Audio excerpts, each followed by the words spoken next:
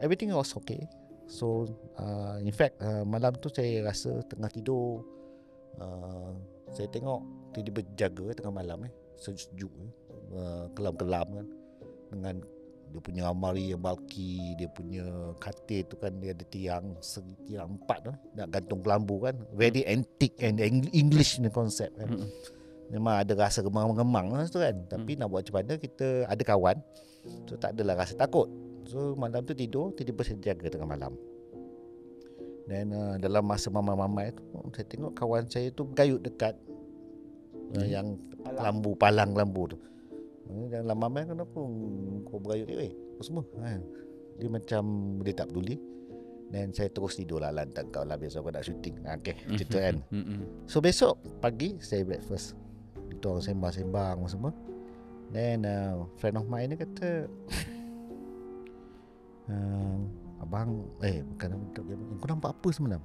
Kau ada nampak tak something? Yalah, aku nampak kau bergayut, kau apa hal? Kau tengah malam tidur ni kan. Masa tu muka dia berubah. Dia cakap kat sini, that's not me. Tu bukan aku. Yang kau nampak tu bukan aku. Bukan aku sebelah lah ni. Aku dah turun daripada katil. Aku nampak lain yang bergayut tu, bukan aku. Kata, wahai, bukan kau, tapi siapa?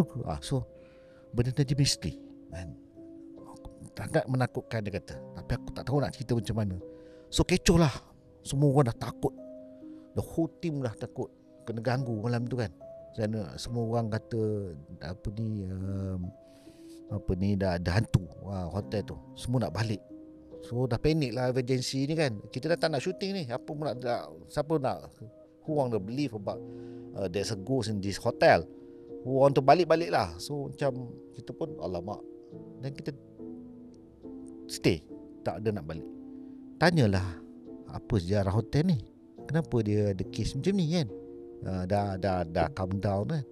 There's one hotelier tu cakap, dulu hotel ni Mak Saleh yang punya. Biarlah, kita tahulah hotel ni Mak Saleh ni. So apa yang boleh jadi berhantu ni? Ada yang kita kacau ni, kata. Okay, ada kisahnya. Oh, ada kisahnya, dia kata.